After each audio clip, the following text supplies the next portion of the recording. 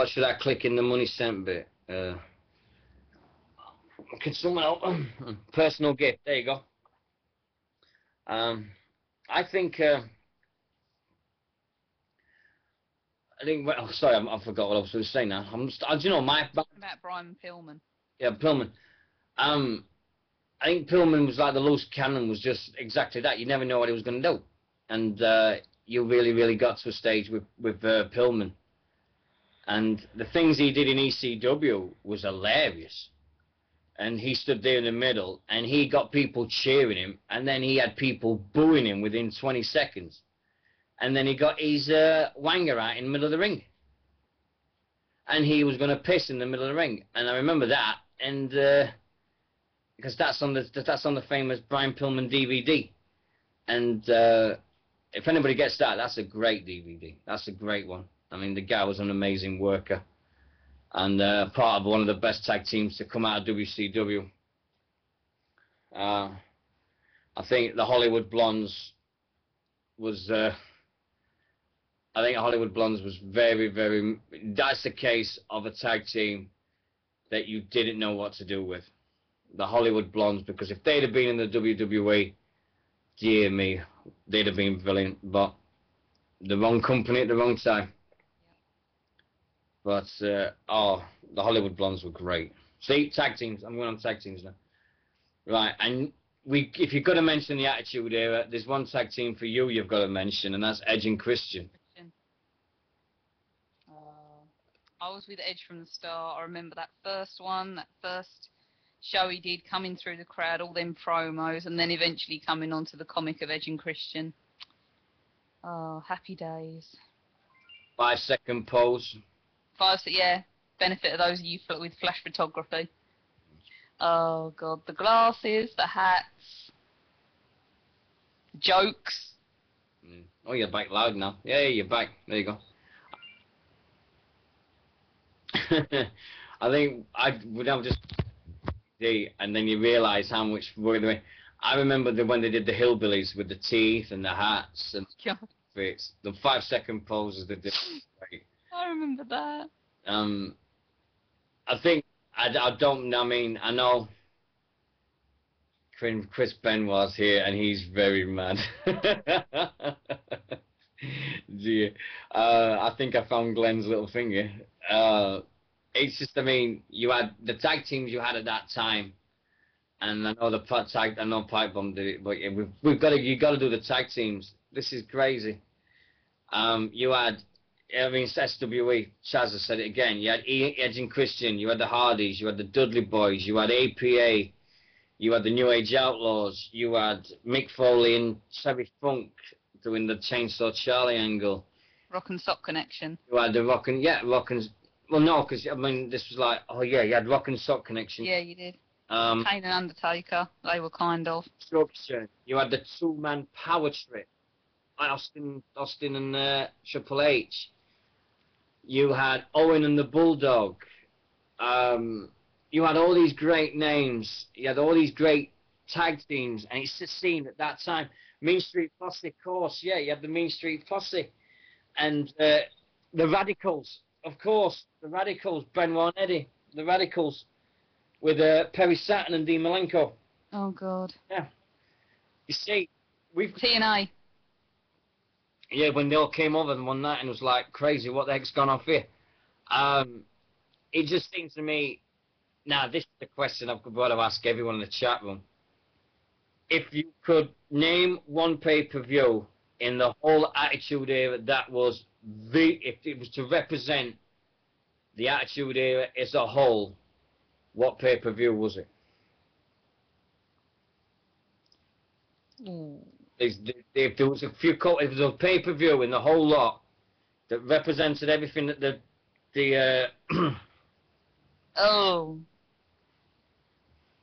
had you can't say Rumble 2000 without thinking about just one thing. Oh yeah, oh dear, yeah, God, oh my God, yes, Mae Young. Was that 2001? Oh, no, that was 2000. 2001 was the one where Kane's hair just got bigger and bigger and bigger and bigger as the match went on. Oh, yeah. And with Drew Carey. Oh God, yeah, Drew Carey. My favourite Rumble, that one, The only, 2001. oh, I wonder why. No, I just think it was such a good Rumble as well. I mean, yeah, I'm kind of biased because Austin won it, but Kane got the sorry, Austin got the glory, but Kane was the winner of that. I'm sorry, I stand by that. Kane won that, even though Austin got the glory. He was amazing in that. No one can deny it.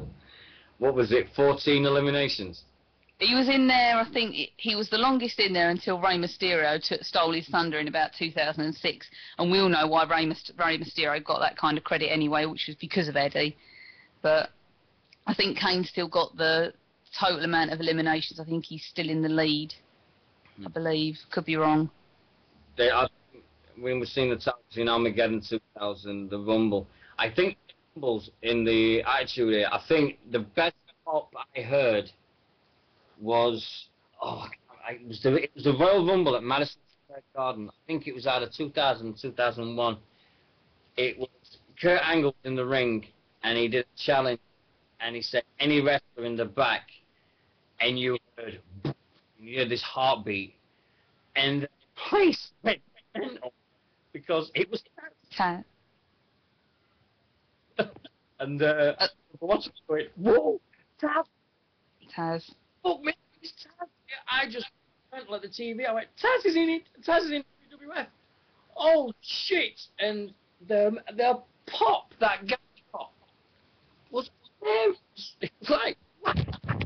And to beat Kurt Angle, who up to that time was unbeatable, beatable and stuff like that, it was crazy. I mean, I might find it and put it on for you guys later, just to like hear this raw that he got was just amazing. And to beat Taz and to beat Kurt Angle in his first match, it was great. Yeah. Do you know the other big pop, and it's a really silly one, and I mentioned this to you a few months ago, was during Mania 17. Go on. It was when Linda McMahon stood up out the chair.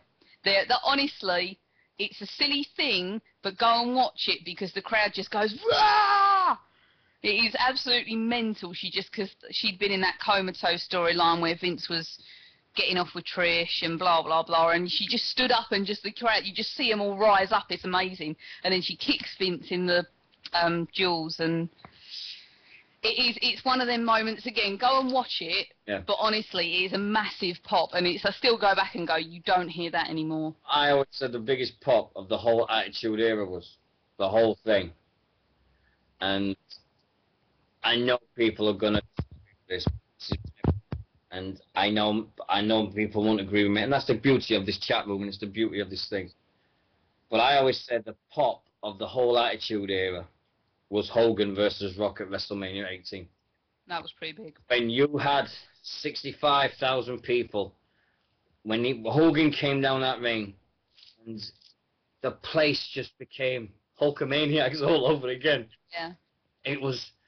I was like, this is one of them things that it was like, I'm so glad I was born. I was so glad I was born so I could experience this. And I think WrestleMania 17 was great because I actually watched it. I've actually seen it now. But it was actually great because of one guy. Paul Heyman's commentary all the way through that WrestleMania made that better, as it should have been. Then, no disrespect to Jerry Lawler, but doing the pay-per-view with Paul Heyman at WrestleMania, he just talked and he just really could see all the passion inside of him that was coming out at the time. And then when he got to WrestleMania 18, I mean, JR was at his best then. JR was, no one in this world can touch Jim Ross for me for the commentary. But when he did Rock and Austin, Rock and Hogan, I think the only match that's come close since, and I know there's someone, and he's in the chat room, no he's not, but I wish he was, and it's the only match I know that's come close to a pop like that was Taker Triple H this year, because that had everyone on the edge of their seats, and that match was just, that took through so much emotions and everything. But Hogan Rock had to be the biggest pop of the whole Attitude Era, complete. And just seeing Hulk Hogan come out and to have 65,000 people when he came down that aisle, and it was in Canada as well. It was just wow. And the last time he was there was WrestleMania 6 with the Warrior, and a little lone lad called Edge was in the crowd that day. So, and then next thing you know, but then we also had the gimmick matches in the Attitude Era, like the tables, ladders, and the chairs, which became legendary. Because as soon as you mention TLC, there's one thing springs to mind: Edge jumping off the ladder 20 feet up in the air and spearing Jeff Hardy. Oh God, that moment. And just, oh, and you had and I mean, S69 is doing it. You had the Buried Alive match. You had the Inferno matches with Kane and Taker and Triple H. And you had First Blood matches for the title. Hell in a Cell matches. And the Cell was born. Oh God. You had the hardcore belt. You had the hardcore matches that came into their own. Oh.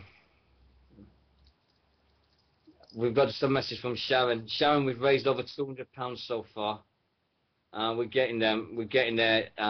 If you look at the chat room, that's Callum's mum. Guest 247 is Callum's mum. Hi. And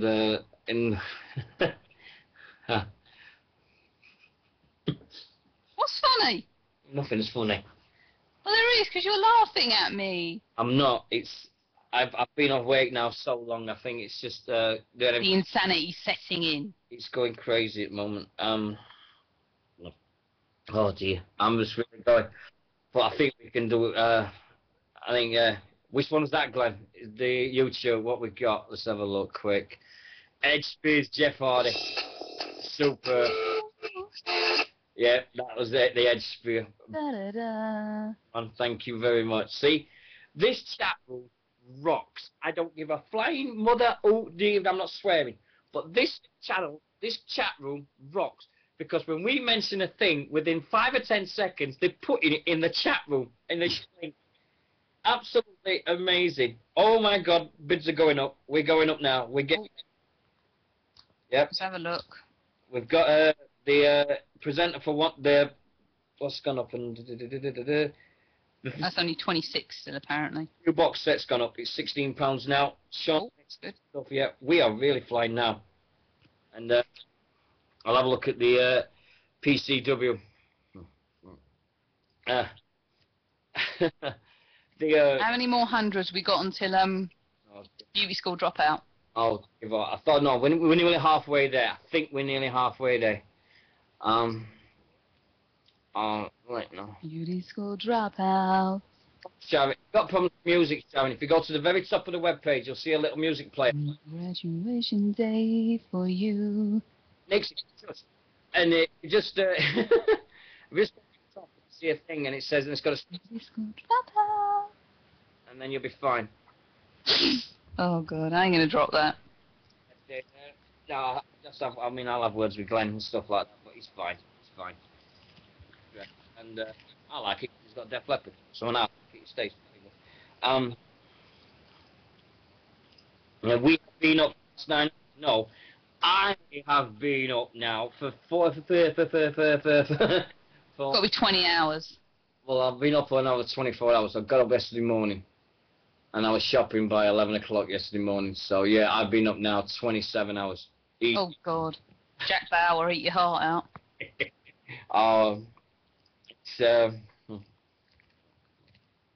Yeah. Oh dear, it's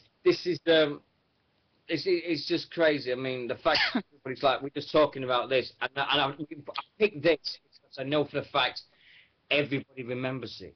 Everybody has their moments. Everybody has their and everything. I mean, we had the WrestleManias, and we had the WrestleMania 17 was a highlight. At WrestleMania 18, 19 you had remembered for HBK and Jericho. Hogan versus Vince as well. Was it something along those lines? Yeah. Yeah, it was. I think that Jude and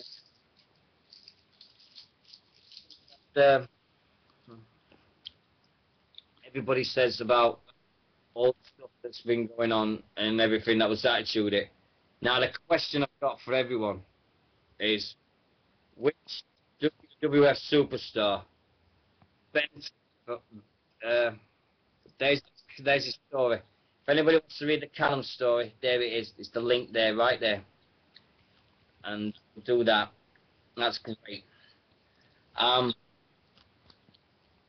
With the question I've got for the chat and for Nixie is, out of everybody that is involved, which was the superstar that benefited the most from the Attitude Era? See what the room says. Right, there's one, your own personal superstar that was involved with the whole thing, who benefited the most from the Attitude Era in WWE, in the WWF, of all the time. Which was the superstar that went up? I won't say Edge. No, I wouldn't. I wouldn't say Edge, and I wouldn't say The Rock. I definitely think Edge got his platform from the Attitude Era, but I don't think from that aspect, no. Go on, what's your choice, Nixie? Because I think everybody in the chat room is gonna have a go at me. Well, I think Stone Cold. Yeah, I'd put him in the top 3. Yeah. And I'd put Rock in the top 3. But I'm gonna, now, everyone's gonna slate me for this. I think Triple H. Him as well. Triple H, but I think Triple H was the one that was benefited from it. I mean, yeah, there's lots of superstars, but hear my argument, and this is my little.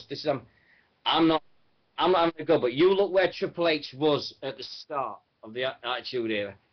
He was Shit, I haven't plugged that in. champion. Just at the curtain call, he had to go through the biggest pile of excrement ever to get it, and then all the way through the Attitude Era. By 2000, it became, and all of a sudden, he became everything, and he just seemed to keep going up and up and up and up. We all know about the Steph thing. We all know everything about it, and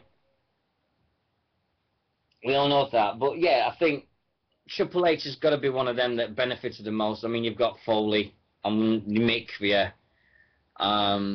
You had The Rock. The Rock was just, his promos was off the scale. And that's the thing that made The Rock special. And Austin, what can you say about Austin? That's not good said. Yeah. Are you away from your speakers? Yeah, a little bit. No, but No, it's alright, I'm back now. this is to be the moment of the Attitude. What's Undertaker throw? Look at this, folks. Just listen. Unbelievable. Yeah. Oh, yeah. I've got some other things as well.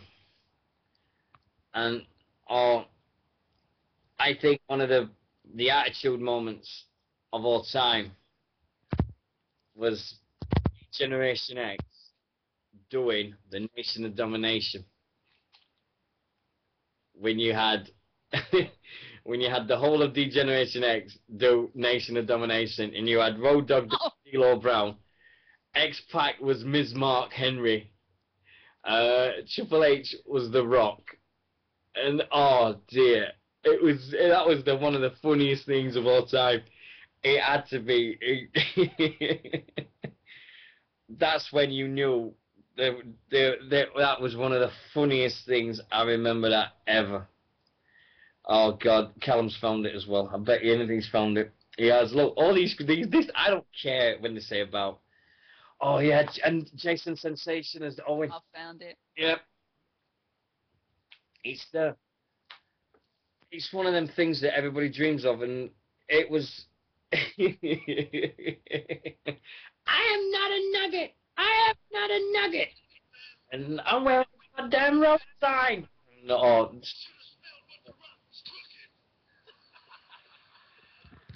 Oh dear. I mean, you even have they stepped up. I mean, so Lisa, so Trish Stratus. Oh shoot, my speaker's on you. You had Tori Wilson, Stacy Keibler. They came in. Who else? We had Ivory. You had Tori. Oh no, Terry, was it? With Terry Runnels. yeah, Terry Reynolds. What was the girl that was with Kane before she went back to? Sorry. Yeah, Tori. Yeah.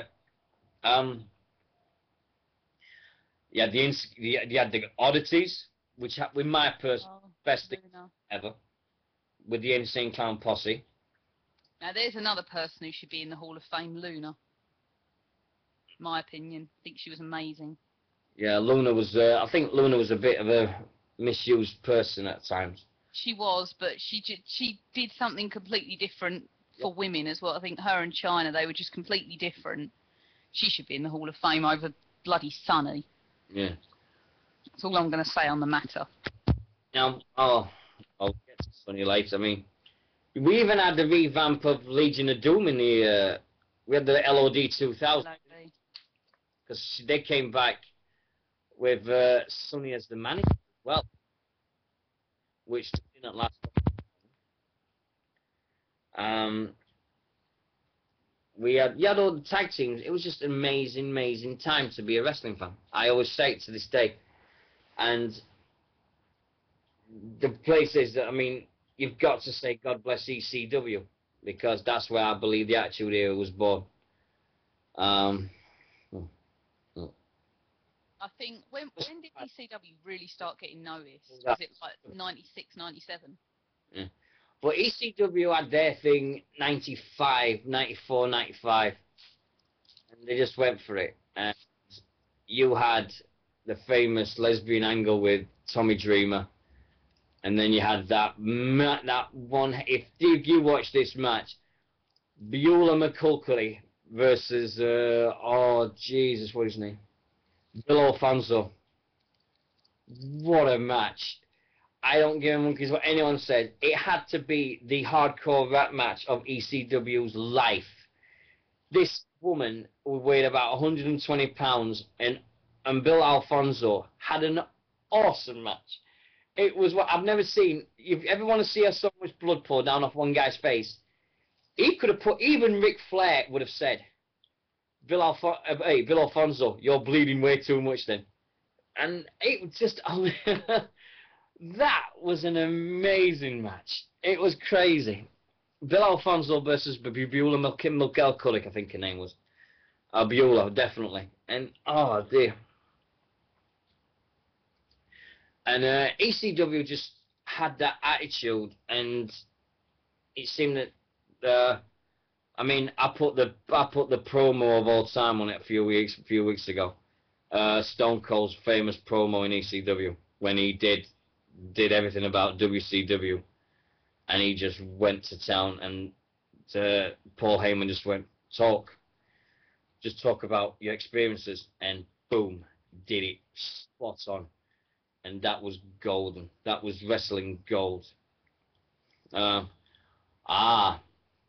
Next one, the worst moments of the Attitude Era. Oh, I can think of a couple. Go on. One of them was the tail end of it, which is Katie Vick. That was just... Yeah. The second one is the ministry becoming the corporate ministry. Really? Yeah, I didn't like... Even Taker said if he could go back, he wouldn't do it. All right, I didn't know that. Yeah, he said, I've heard that in an interview, he said if he could go back, he wouldn't join the two up again. Right. My worst moments of the Attitude Era has to be the Vince McMahon Kiss My Ass Club. Oh, God, yeah, I forgot about that. Had to be by a mile. That has to be the most humiliating thing that's ever been on the TV screen. Yeah. Way they humiliated Jim Ross when he had that clonal operation, and then he just took the mickey out of him, and then he said, hey, look, JR, you always had your head up your ass. That was just wrong and disrespectful to us. There's a lot of things for WWE. Oh, the worst match yet, SWE's just put it, the Kennel from Hell match. Oh. That's just reminded me of something else. That's, I mean, it was an amazing time to be a fan, because you had the WCW the NWO thing that was happening. Oh, excuse me. You had WCW. You had the ECW. They were going with Dudley Boys, Taz, Sabu, RVD, Tommy Dreamer, Sandman. WWE coming up with new stuff with Edge and Christian, Gangrel, The Brood, The Hardys, Austin, Jericho, The Rock. Yeah, even the Bulldog came along at some point. You're yawning too much. And he just had all these people coming around, and it was an absolute great time to do it. And it's an era that I fondly look back on. And I've got a couple of DVDs in my house, and I've got them in there now. And one's Vengeance 2001, when they crowned the undisputed heavyweight title. And who that is? Huh? I love BWR. Well, that is. Who put that? Where? In the chat room. What, I can think of one possibility if they're trying to crawl, but I'm not going to say anything. No. I will.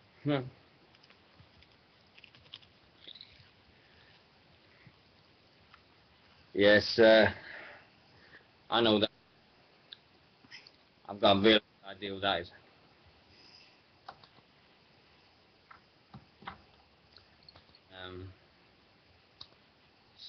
But yeah, we'll see. It's like with the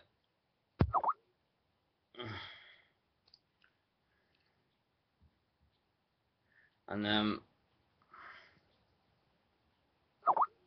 think when it comes to the Attitude Era, I think what we've done is going to be remembered for everything for the right reasons. So we'll see. We'll see. And we'll see what happens anyway.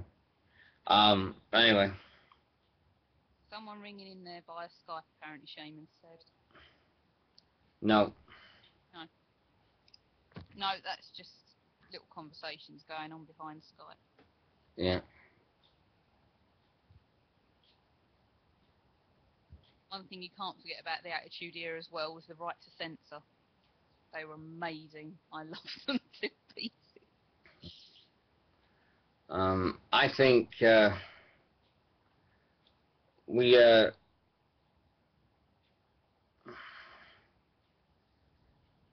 Is your mind sort of going a little bit now? I think it's just, I think it is going a little bit, but I'll be fine. I'll be fine, honestly. I just think this. I think. Message from 447725901393.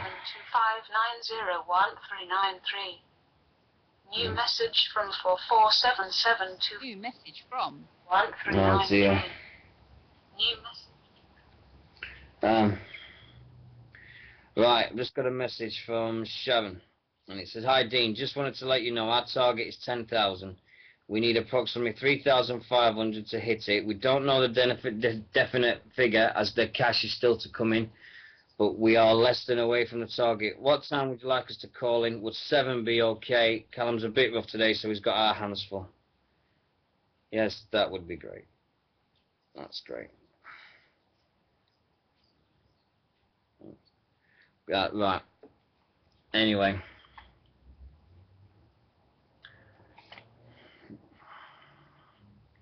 Yeah, I do. Have you got any more kicks left or anything like that?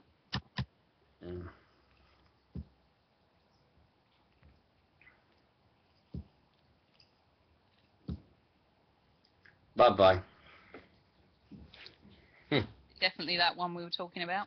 Yep, definitely. Okay. Yeah. I think they're trying to redeem themselves now. No, it can whistle. I don't care. I know it was. But yeah, so, I mean, we had to, so, anyway, what time are we on now? It's 2 o'clock. 2 o'clock. Can you cover 5 minutes because I really need to go to the toilet? Go to the toilet. Alright, I'll be back in a sec. Go and have a Divas match. That's now going to be the slang term for going to the toilet in Dean's language, is go and have a Divas match. Be the slang term for pee break. Yeah, that's SWE. That's the new piss break term. Right. Alright, everyone. Best match of the Attitude Era.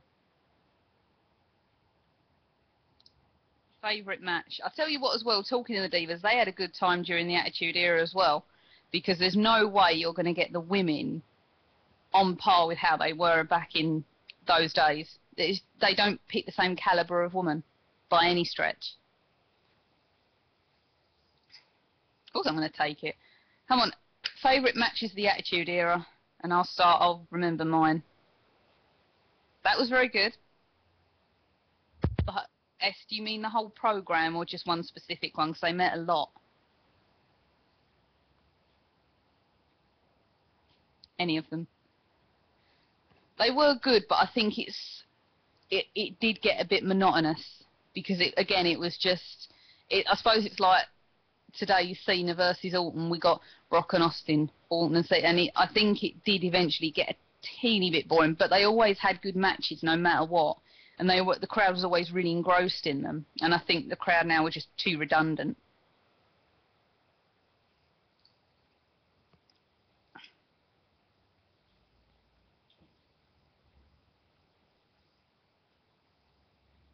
Oh, I remember I used to love William Regal. When he first joined in, I'll tell you what, him and Jericho, sorry, I'm totally biased to WrestleMania 17. When they met there, that whole, and then you had afterwards Backlash 2001 with the Duchess of Queensberry rules. Their whole program was great, and then you had Chris Jericho, Chris Benoit. That was an amazing way that Chris Benoit made Chris Jericho go pit while he was in the cripple of his face. Their ladder match. Think about that.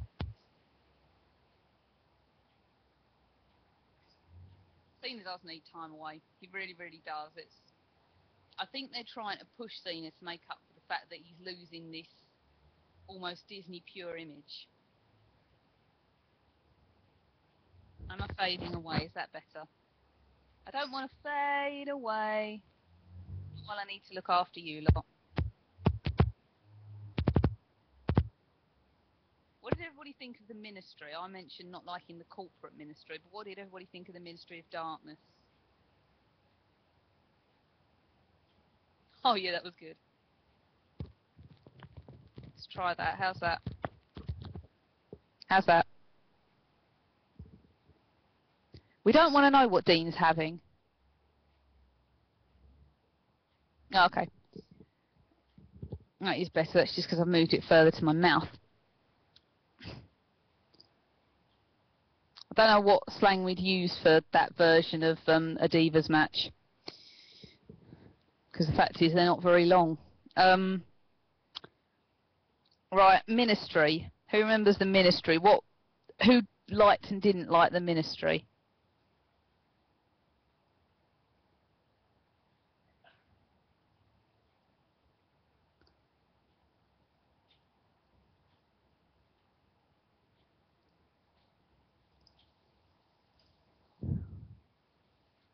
Would he take a Divas match if I were competing in what, Brendy? What am I competing in?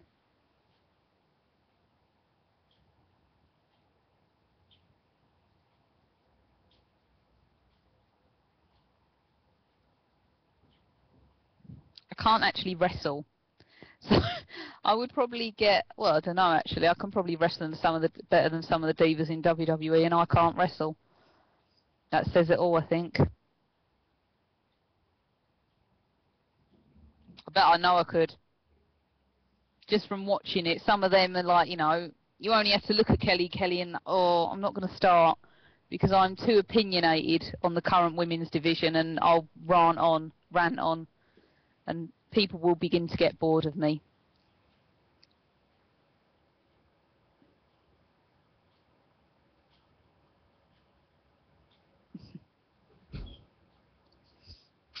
Yeah, I mean, there was a report. I listened to the Sun Wrestlecast, and I forget which episode it was, but one of them was on there talking about the models that they bring into the current, and they were like, they sat there talking to them, and one of them turned around and went, who's Andre the Giant? And I just sat there when I was actually stacking the shelves while I was listening to that.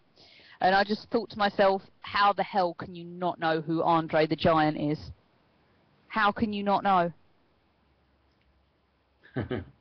Who is Andre the Giant? Don't start. Even I know who Andre the Giant is.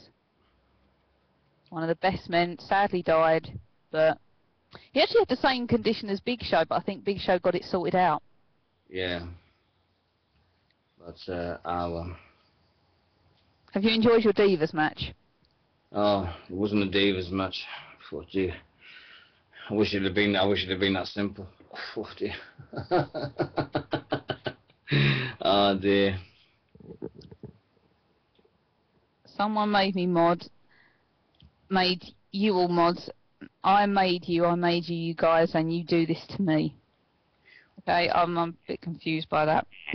Wah, wah, wah, wah. Wah, wah, wah. I can't mean. Right, states of play with less than 8 hours to go on eBay. Yeah, I know. Now, states of play at the moment is, right, the Preston City Wrestling DVDs, which got 6.5 days to go, is £85. And the other auctions. Colin Delaney was excellent. Sean Hammer Davis signed mitts, £15. GPW box set 3 DVDs is £16. The Southside Wrestling Anniversary DVD is £10. The WWF Wrestling cards £10.50. The Southside T-shirt is £10.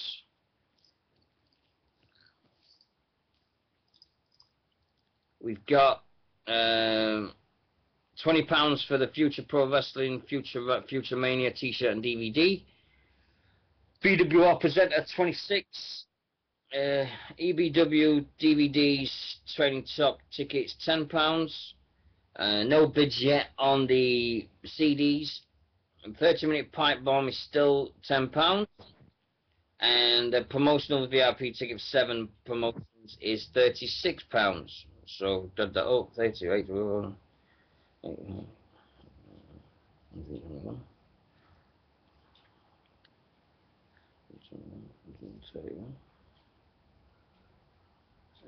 $57. 87. Doing your maths.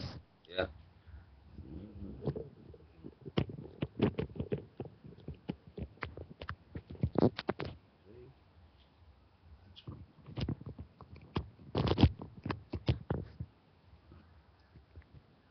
And give me 1 sec.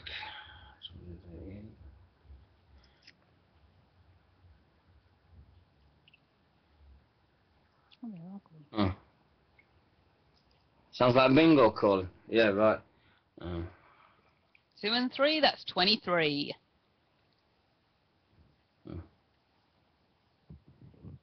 Two fat ladies, what's 2 fat ladies? You're making me lose me a number. Sorry.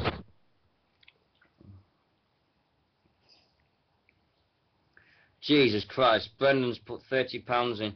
Our total now stands at £283. We've had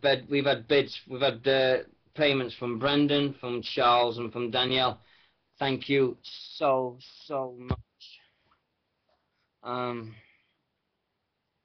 We got 230. We got 288.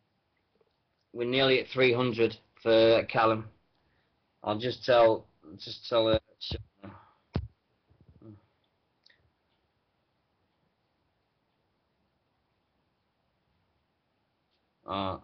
Alex.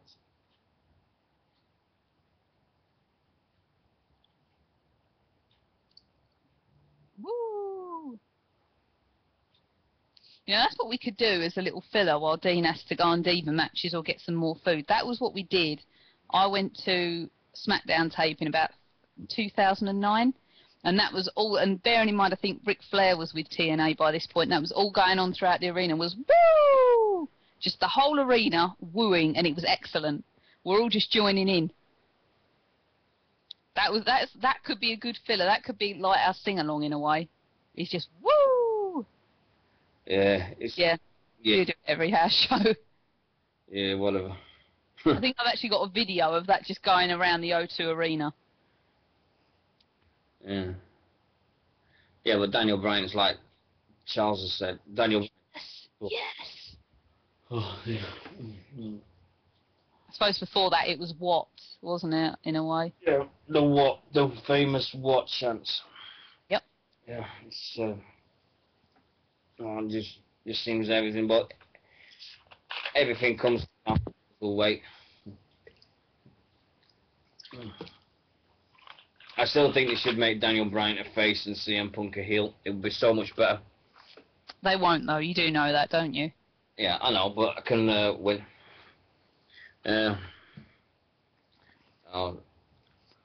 It's like saying we wish they'd make John Cena a heel, but they never will. They had plenty of opportunity over the last kind of 8 months to make him a real full-blown heel, and they could have done, but they won't. I think people just been saying that it's the most annoying thing when it happens when you're doing a promo. It happened at Southside this year. There was a couple of guys to do a promo, and there were three lads that were going, what? And like going, what? And I think it was at Sticks.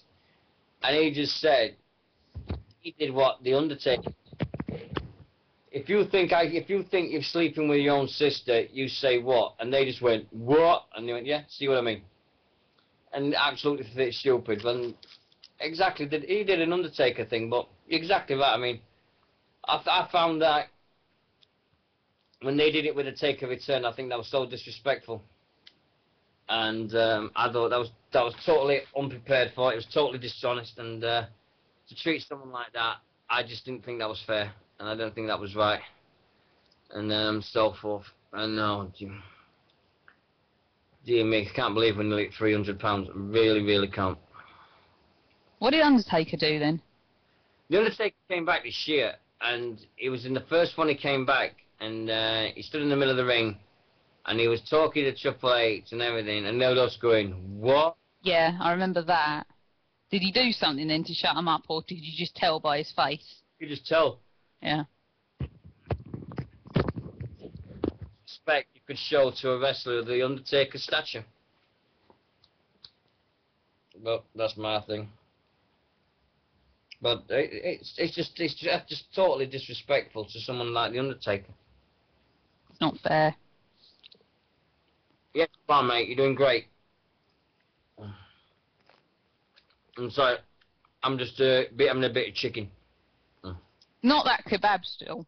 Might be. Oh, I bet that's all cold and... Ugh. See, I hate kebabs. I couldn't eat that. Oh. Really hate kebabs.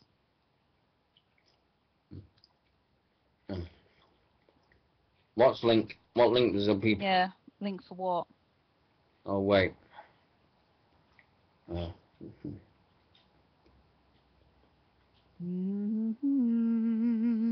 No. No graduation day for you.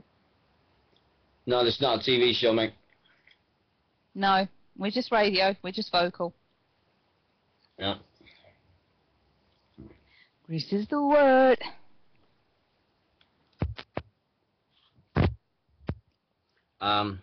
Now we're just doing a marathon charity show at the moment, sir, and we're just going until 11 o'clock tonight. So we're trying to get everything going. Oh.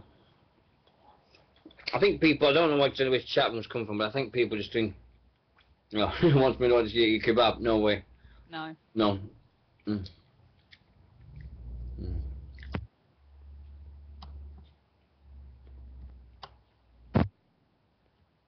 Mm. Mm. Or did you have chili sauce on that? No, I didn't have chili sauce. I don't have chili sauce on me chicken. Thank God for that. No, I don't. I think that's too disgusting. Well, if you had chili sauce on it, it would have made me feel it. It would have made me go, because I hate spice food. Mm. I have a terrible lack of spice power. Yeah. For that reason, perhaps you just sing the Spice Girls, and then maybe I can eat spicier food. Yeah. Now, I've got, in this chat room, there is 8 posts. If you see someone like that, can you do me a favour, and can you do the things that you're there for? Can you just, like, instead of just being a host, can you actually kick them out?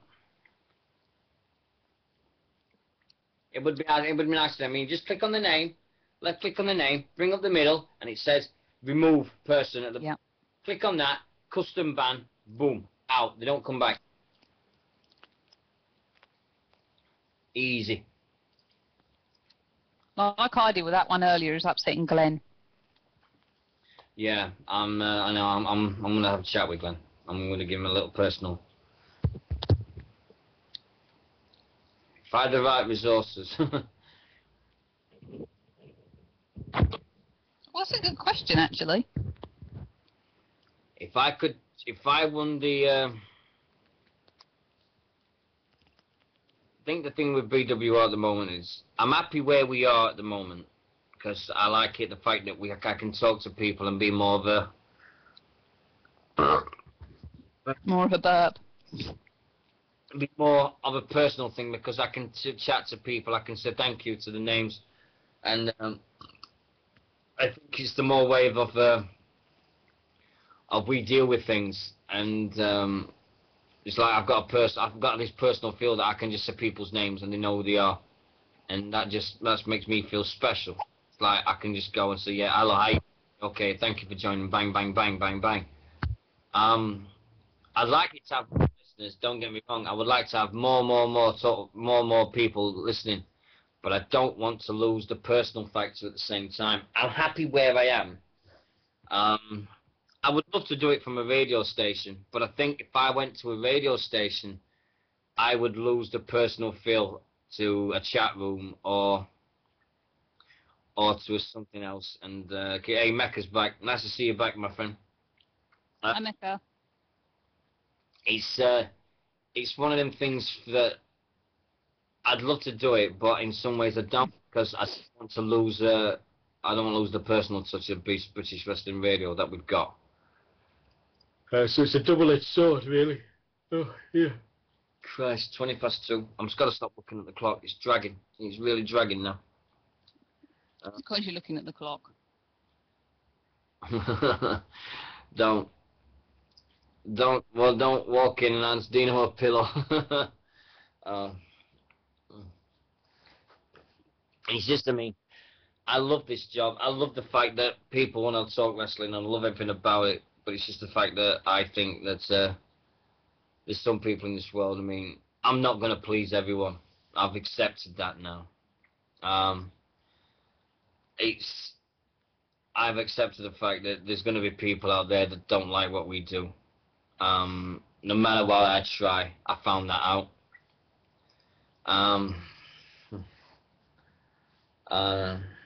I just think that what we've got at the moment is very special, and I want to keep it that way. Oh, excuse. Triple threat on SmackDown was very good for the TV match. Discuss. Can't because I don't know. I was on Sky. I was on SmackDown last night because I've been on here for like I've been on for like 15 hours now. So yeah, I don't know.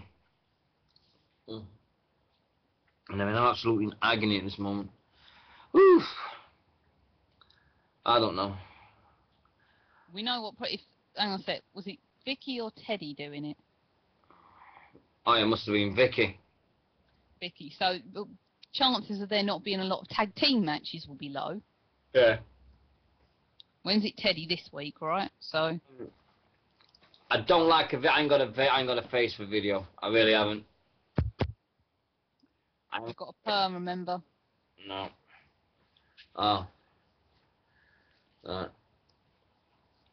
So I haven't seen SmackDown. I haven't seen. The only wrestling I saw this week was I've seen bits of It's Raw. And I saw bits of Impact last night. Oh, sorry, Thursday night. But that was because I was setting up for this. I was setting up for this thing, and I was trying my best to keep this thing going. So as much as I want, as much as it's hurts me to say, I've hardly seen any because I'm doing all the thing. I've been having to do all this stuff this week, and it's doing me nothing. So I'm sure it was a good show. I'm sure it was same old SmackDown. Right, can I ask a favour, Nixie? Yeah, go on. Can you up for about 5-10 minutes, or just have a quick shower and I'm just freshening up? Yeah, you're gonna have a look. I'm just sweating. Are you guys alright with that? Have I got your permission to just have a quick shower and get that out of the way? Because I feel really, really sweaty, and I think I'd be better if I just have a nice cold shower and get that thing. No peeing in the shower, for God's sake, because if I'm going to do that in my own shower. Alright, the rules for that, because I don't want to break the rules. No, you're not breaking the rules. Right, if anybody wants to help Nixie out, give me a call now and I'll join you two up. If anybody wants to help her out and just help her out for 10 minutes, give me a call. Or whatever it is, and I'll hook you up with Nixie right now.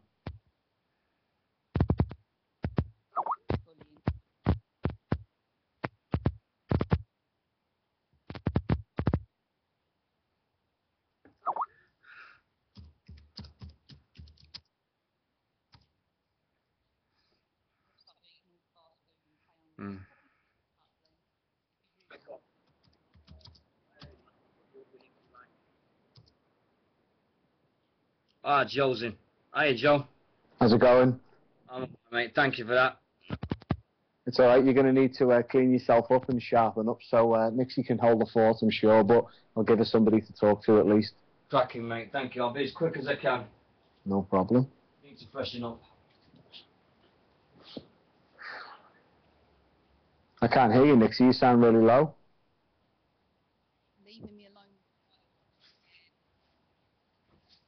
I still can't hear you. Better? A little bit. It's right up to my mouth now, so that's the best I can do. Much better. Oh, there you Alright. go. One subject we can talk about, which I know you touch on it a fair bit, is tag teams. Now, the Attitude Era, I mentioned it before, we were really spoiled with tag teams. Yeah, we were. And now we've practically got nothing. Got diddly. Yeah. Now TNA have got it right. I don't know if there's much hope for WWE to pick up the tag team ball without bringing in outside guys. What do you think? Or They're what does anyone in the chat hard. do? Yeah, they're trying hard, but they're just not getting it anymore. I mean, they're just kind of picking at straws in a way, throwing people together needlessly in a way when, you know, there's plenty of tag teams they could have. You know, plenty of people, you know, you've got the Young Bucks out there. There's other guys that they could just go and take. I mean, you know, once Chris Sabin comes back from his next injury, they could try and get him, nab him, have Motor City Machine Guns come over. Yeah. There's umpteen people they could have, but they choose not to. And then when they do get someone, they just kind of split them up and mess them about. Like with, was it the Hart Foundation? No, it's not the Hart Foundation. Yeah, it was. Hart Dynasty, sorry. Dynasty, yeah. Yeah. I think, do you know what I think would be a good move? TNA hit the nail on the head by picking two random good singles wrestlers and putting them together for the tag team tournament. That worked superbly, and there is a good chance it could work only short term in WWE, but it would revitalise that whole section of WWE. They're losing it, and like we're calling them the penny belts because that's all they're worth. I mean, they changed those belts and they're blooming ugly. Yeah. But it's literally all they're worth now. I mean, when you looked at tag team championships back in the Attitude Era, it meant something. When someone won, it was like, oh yeah, they really deserve it. And now it's just sort of like, oh, who cares? I'd say it was a big deal. There was a lot of emphasis around it. I think one thing that helped was, though, again, they brought in the right tag teams. You had the New Age Outlaws from WWE, the Hardys, you had Edge and Christian, but then he brought in the Dudleys, and that just changed the landscape completely. It did. So I think that they should take a chance by making random tag teams with the right people, not just getting the Big Show and Rey Mysterio and putting them together. That wouldn't work in my eyes, but be sensible with the picking. Magnus and Samoa Joe could have had a run for a good 8-9 months as a tag team. That could have worked out superbly. You could do the same with a lot of guys in WWE.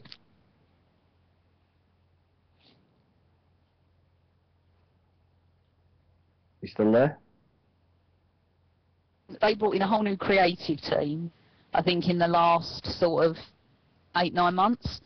Yeah. And I think they started really putting their own plans in just after WrestleMania this year. And I said, well, give them a chance. Don't judge them yet. But they're not doing anything that makes me go, oh, well, you're good. Because they're still not pushing that. I mean, all right, they've had the AJ storyline, which was really good. But they're still not doing anything. Yeah, it's still very samey in a lot of instances. Yeah. Or they're like borrowing from other old storylines and redoing it. Yeah, just recycling stuff. Yeah. Which is really frustrating. Yeah, because we've seen it before. There's certain things that you can recycle and work, but I mean, it's got to be well thought out. Will the primetime players be the next Outlaws or the next Lowdown? I don't know. It depends on how the WWE machine sees it going, really. Again, sorry, go on. No, go on, carry on. The problem with them is they could well be something good, but again, they're not pushing them the right way. I mean, you look back, and as soon as the tag team match come up in the old, I say the olden days, in like the 90s, the early 2000s, you wanted to see it. Nowadays, if the tag team match comes up, it goes, oh God, here we go again, and you're just sitting there slouching, thinking, and there's nothing that draws you in. I think it's going down the same route as the Divas match now, isn't it? When Divas come on now, you are bored, you don't want to watch it, and it's getting the same with tag teams. It wouldn't take a lot for them to revitalise the division and build it to something, but I think they do need to put the right amount of effort in, because I don't think it would take a lot. And as silly as it sounds, I do think changing the belts would help. It's just ugly, them belts. And it's like when they brought the Divas title out, I just called it a monstrosity. I actually remember sitting there looking at it going, that is the biggest monstrosity. And I just kept using that word, imbecilic monstrosity, I think I said. And I just hate it, because it's not that, it makes it... I think having the Divas title and not the women's title changes the way you look at it. Yeah, it's a diva, it's a model, it's all about look, not being a wrestler. It's a really good point. It changed it. I mean, the fact that they used girly colours on it as well completely made it, objectified it, I think. Mm-hmm. Yeah. And it's for me, watching, I feel incredibly sorry for young girls who was the same age as me growing up watching it now, because I look back and think, I had Chyna, look at her, I had Lita, and all you see now is stick thin, fake girls like Maurice, like Kelly, and they're such a bad example. And it's just not, I mean, you think, it's going to create problems, because you're going to have these types of girls. I had those people to look up to, and I probably built my life on some of that. Yeah, their style and what they wore and how they wear. I think what they've done with it is, because they've got it now as a brand. TNA have got the Knockouts, WWE have got the Divas, so that seems to be where the naming has come about. But in all fairness, TNA do actually have really good wrestling knockouts. They do. I think I think in a way that's why they know they've struck gold with AJ. Because she could easily go into TNA and own it. Because she's not a model, she's done the indie circuit. She's been through it, she's been through wrestling training. She's not just someone they've picked going, oh, she's pretty. They've actually she's done a few aerobics videos, she'll do. Yeah, no, they've picked her, and she's come along, and she is the best thing to happen to them in a lot of years. And I think that's why they're pushing her so hard and using her, because they're kind of going, well, look, we've got her, you might have all them, but we've got her, and she can do this as well. I mean, I said it to Dean earlier, how many women in the last 5 years have been doing what she's been doing? How many have been so involved with a male storyline? How many opened Raw? How many have had the main event of Raw? I don't know if it is. I mean, if you look at it, a lot of the indie talent that's come in has picked the game up. picked the ball up and ran with it. Bryan, Ryder, Punk, AJ, just, for argument's sake, the independent guys have come in, they're putting their own stamp on it, and that's why it's moving forward. Mecca made a good point before, like Natalya, Beth and Karma, they're not anorexic. No, they're not. And they're the ones that I love. Or Tamina, for that matter. They've just got to be used in the right way. Yeah. But even Layla, don't get me wrong, I think she's doing a very good job. I think she is doing a good job. She's getting the time and she's getting the chances to show what she can do. And she's better than just being a sidekick to somebody. She is, but then again, it's still the fact that she came in number 1 through Diva Search, and number 2, she's not what AJ is. She's not a wrestler who wanted to be a wrestler. She was an LA Heat dancer. Yeah. And as much as she's doing a good job, as much as she has got a flair in it, she's still doing that, she's still come the way that I don't like. Yeah, okay, yeah, I get it. Well, I mean, Mecca's made a good, I don't know, I didn't read the rest of what he's put, but it's got here, Vince isn't interested right now. I think that's why a lot of areas fail in WWE, because it depends what's on his radar and what he fancies pushing at the moment. Now, the heavyweight division, it's always been the main focus, but you look at the IC title, how many huge names over the years have ran that, and that used to always be the measuring stick who could push up and go main event. Yeah. But isn't it wasn't until Cody Rhodes stepped in, brought the old belt back and give it a bit of kick, that I really got interested in the IC title picture. Yeah. It's lost all its class, and it's lost a lot of dignity, actually. Yeah, it's lost the prestige of it being a title. Because the US title is a very watered down IC belt, but it could still mean something if they used it in the right way. It could, but they're not. And it's a shame. It's a shame because they were putting all the faith, or all the kind of credibility on the WWE title, but now they're losing credibility in that because of the fact that they're making Cena the main event even when he's not got a title on him. So therefore you're putting all the prestige in one man, and then they're losing all credibility in all belts, I think, and it's a problem. I think one thing that's not made it, one thing where the split and the divide is because you've got 2 heavyweight titles and then you've got 2 second-tier titles, just to give it a term, and that takes a lot away from it. Where you had the one title, the undisputed title even, that meant something. It was the one title, you were the one man, you were top of the tree. Now you've got Sheamus and CM Punk who are the top men of their brand, but then if you look at them, they're not on an equal footing. No. No. It's a shame. I think I've been saying it for a while, I don't want the split anymore. I don't want the drafting. I hate the drafting. I like it in terms of the drama and what it does, but now because we've got the super shows, I agree, it doesn't mean a lot now. It doesn't mean a lot, but I think as well it's just at its day. But the problem is when they draft, you've got only a few championship rivalries you can have, and then after a while it gets boring. But if you had just one main title transferring between both brands, it completely opens it up. If you're going to do a super show, though, it would make sense if you've got all the talent under one banner and one roster. Yeah.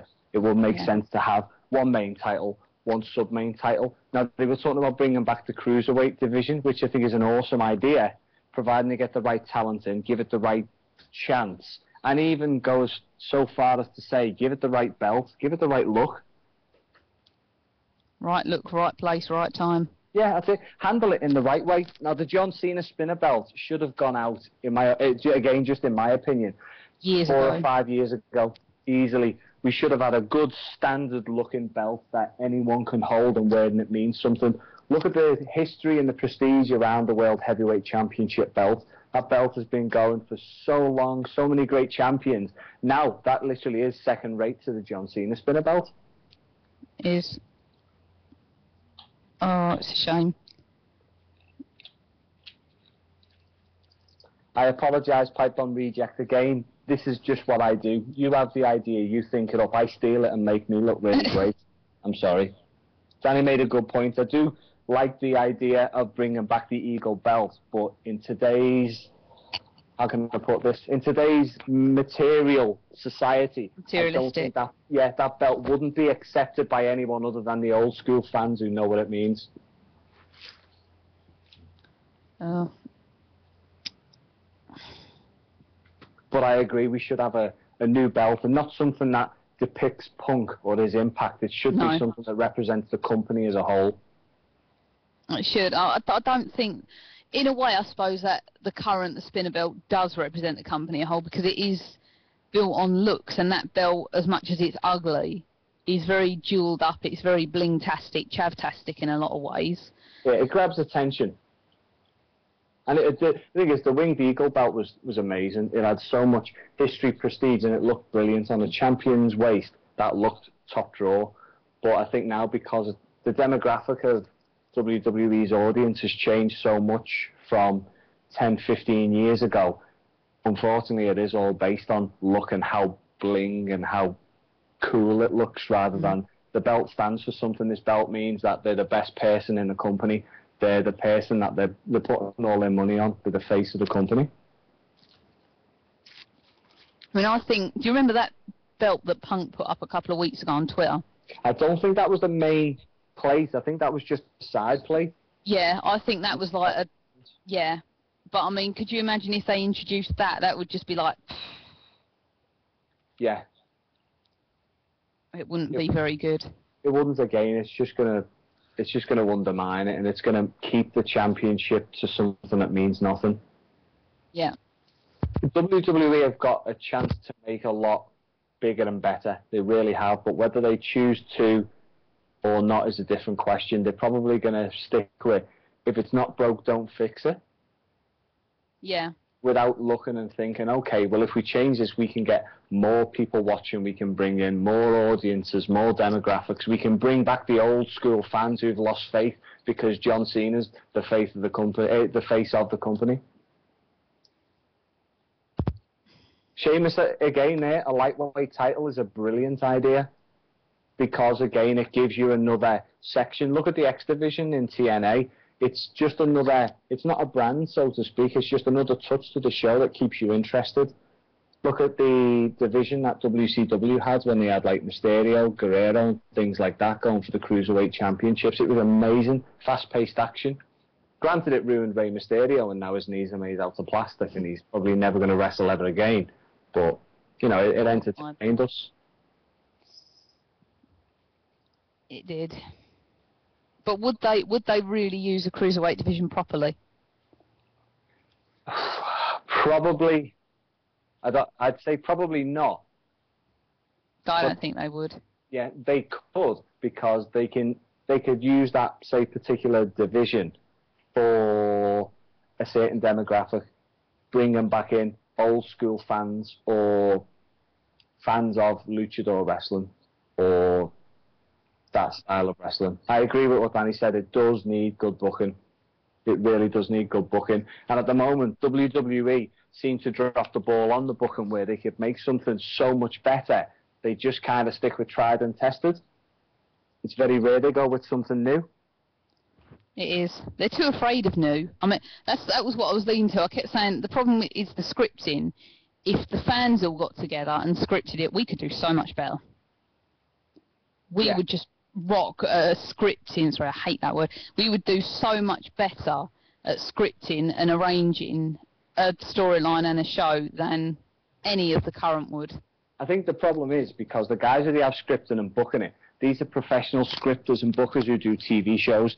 So they're booking it as a TV show. We're booking it as a fan and what we'd like to see. So in all fairness, if they were smart about it and brought in bookers and writers and people who are going to script it who are fans, they would get a lot more out of it and give a lot more back. It would be a lot more worthwhile. Yeah, and again, it can revitalise a brand or a section of a brand hugely, because it's just like a complete and total overhaul. Yeah. Well, Sheamus Island, just put a good point there.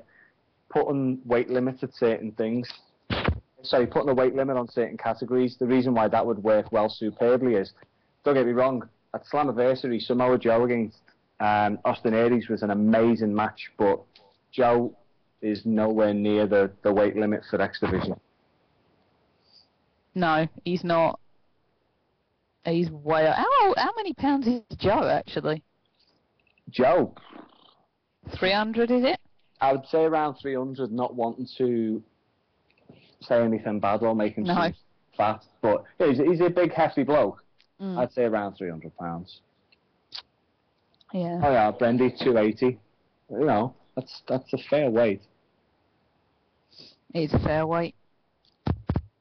Because WWE have got the chance to do a lot right and to improve things for the better, you know, overall. You know, what's Sheamus Island put? Bryan, Ray, Carter, Ziggler, Cody as lightweight contenders. Agreed in a sense, but I think with Bryan and Cody and even Ziggler, those guys should be main event big time guys and not categorized in the lightweight division because there's so much that they can do for the main title. They can change the main title. They can, and as a fan, that's what I want to see. I want to see Bryan, Ziggler and Cody fighting for the top belt. They can change it because, I mean, like Punk's doing, it can show that it's not about being the biggest guy. Yeah, it's about and being... none of them are the biggest guys. No.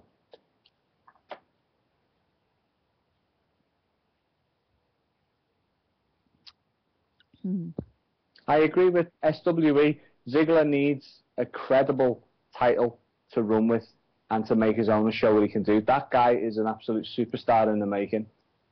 But WWE haven't... But then again, they haven't milked it yet, which is kind of a good thing. They haven't ruined him or they haven't forced him down our throat too much yet. No. On one hand, that does actually work quite well for us as the fans. I think it does. Sorry, I'm thinking of about 5 other things at the minute. Oh, go on. I agree with Danny. I'd love to see a breakthrough talent division to display training talent. They could even bring that in as its own, say, title stroke competition in a way, rather than doing it on the enough stage. Get a lot of the current roster tried and tested experienced guys stuck in there with them. Is that not really what they're trying to do with NXT, though, would you say? It is, but at the same time, NXT isn't given the right stage to do that. Because just a warm-up, an undercard, a 20-minute, 30-minute film before the main show. It's not enough. If they're going to push it and develop these guys, it should kind of be its own show filmed as one show, rather than just a small section of others. But Dan even said they don't publicise NXT, right? They don't. Unless, when the WWE network, for the network era, copyright 30-minute pipe bomb, comes into play, that's where we could see it all change and where it could improve, and NXT will be its own show. That's where that's where it will pay off as an idea and as a concept if it's used in the right way. Once they've got the network, they can do whatever they want. They can put on whatever shows they want. They can give it however long as they want. So there we go. Glenn Stewart just put there, I think that's kind of like the Bound for Glory series, and I guess if WWE followed this point system, then I reckon that's what it might be seen as, but I agree they could do something similar and arguably do it better. One world title, Mechamania, yes.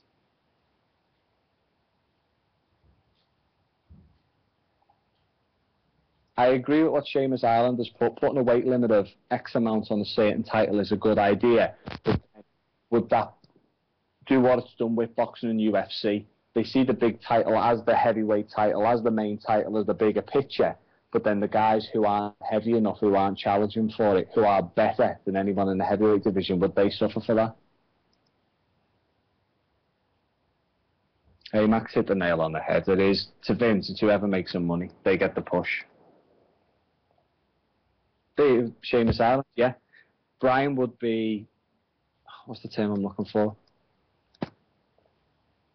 Bryan would suffer because he's not heavy enough for the title, and Bryan is one of the best workers in the business, so you don't want to see him falling short because he's not heavy enough. It just takes a lot away from it.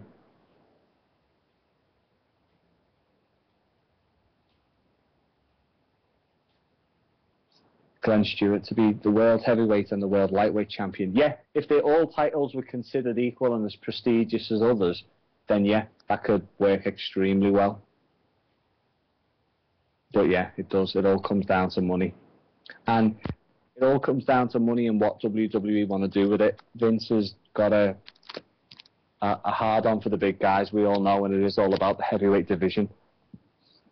And because of that, we are stuck with a watered-down US title and IC title that really don't mean a lot unless the right person's got it and is running with it.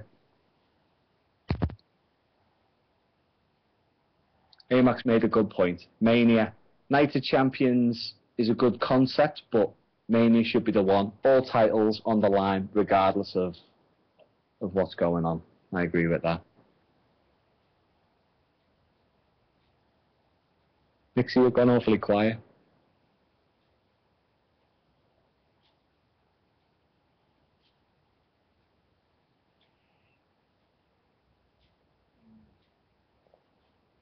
But what Mecca just said then, i.e. Dean Ambrose, that's one that will push on, but I think Damien Sandow is going to be another one who's going to have a lot of say as a debut rising superstar. Good point there, Sheamus Island. Rather than naming it by weight, just name it by title.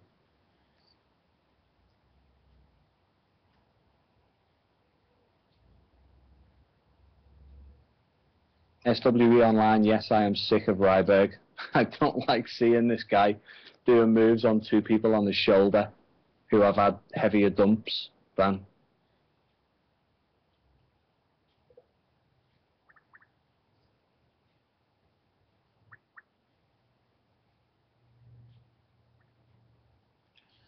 Mr. McKenna.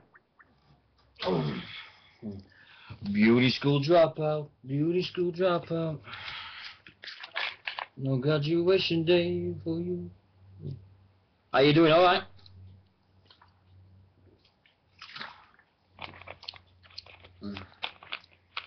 Oh. Dino. Yes, sir. You're clean, fresh, feeling good? I am for now, yeah. Now I'm wet and everything, yeah.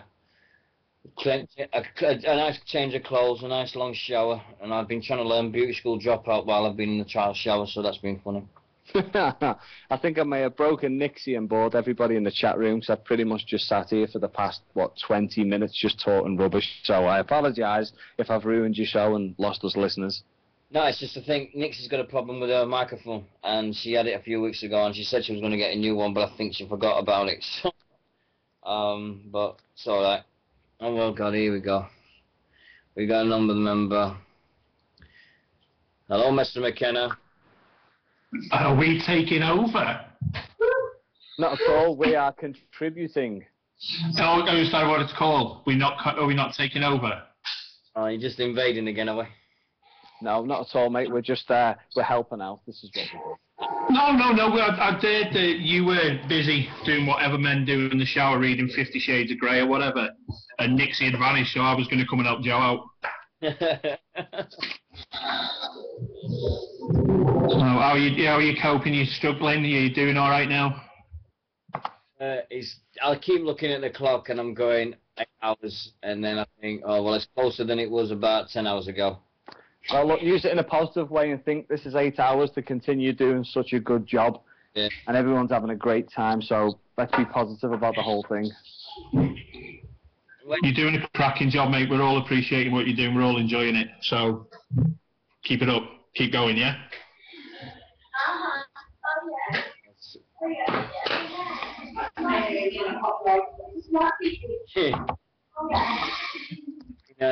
Nick, just thought you.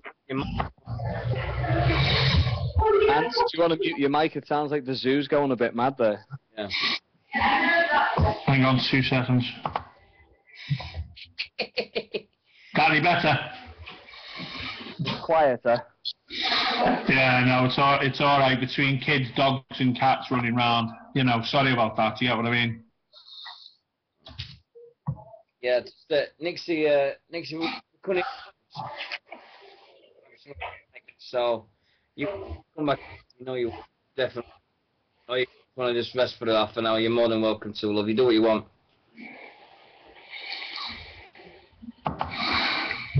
I never thought the difference of putting on a clean t-shirt and washing your hair is just amazing. God. You must feel like a new man now. God, Are you good for another 24 hours now? bullshit. I'm not.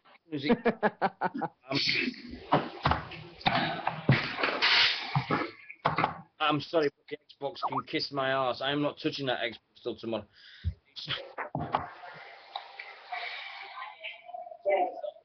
And as much as I love talking to people on the Xbox, and as much as I love playing the games on the Xbox,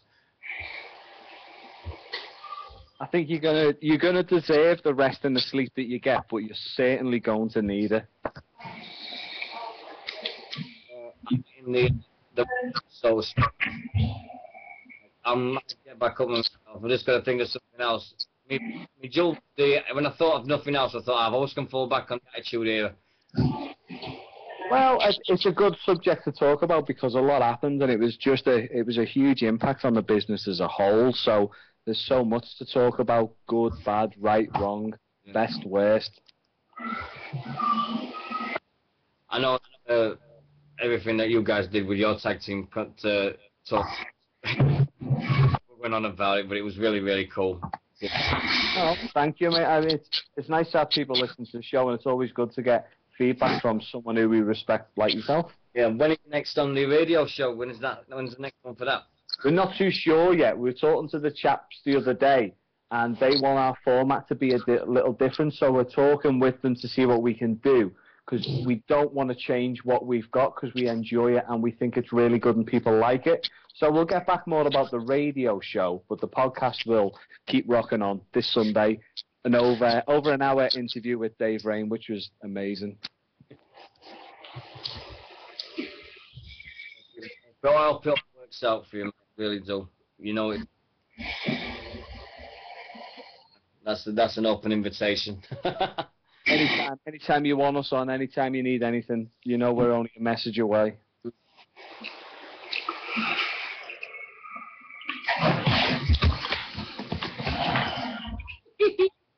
You might have to, I don't know what's happening at Ant's house, but it does sound very loud and noisy, so you may have to mute him or cut him off. Yeah. Do you know what? I'm actually sat here quiet. I'm sorry. I'm watching Magic Mike. Sorry, I got a bit excited. I've just seen Kevin Nash's wang. That's something I didn't need to know. Yeah. Yeah. He'd failed a wellness test. Let's put it that way. Yeah. You know, one thing that we were discussing before was about the title picture in WWE. Yeah. About how we've got two watered down belts in the IC and the US title belt, and then you've got the heavyweight titles, and they're not considered side by side, even though you've got both alongside on two separate shows.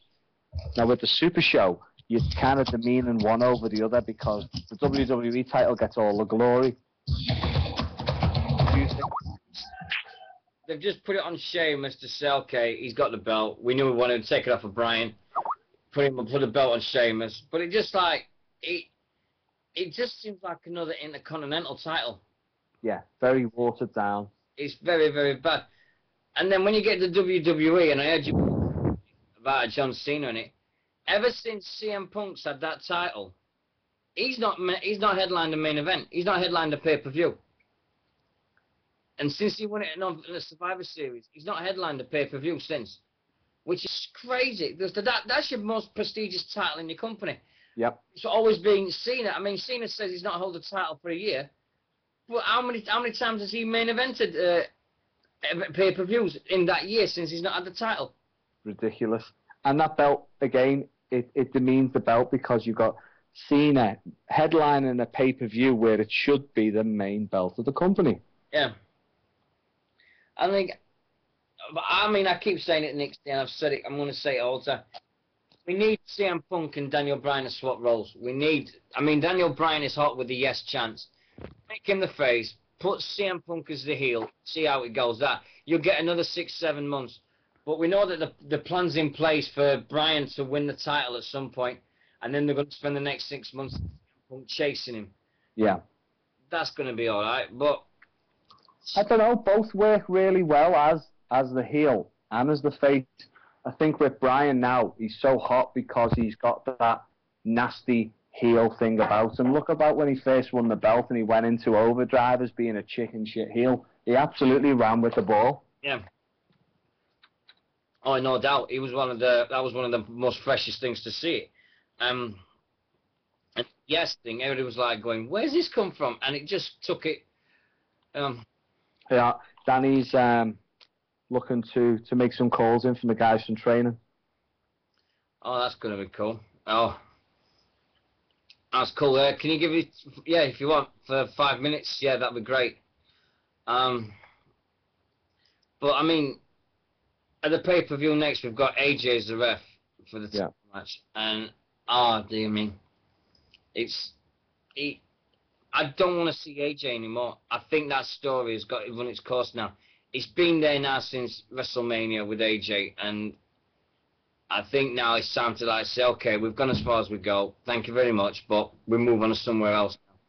But what if there was no interference? She called it right down the line and just called it as the match and didn't interfere in any way. Do you think that could then carry it on and make it go further with her character? It could, yeah, if she did call it down the middle, but I don't think anybody in the WWE would see that coming. Oh, no, they wouldn't, and they probably wouldn't go for it. No. It's the line that nobody would expect. It was the line that just saying, just 1, 2, 3, bang, that's it, go. Mm-hmm.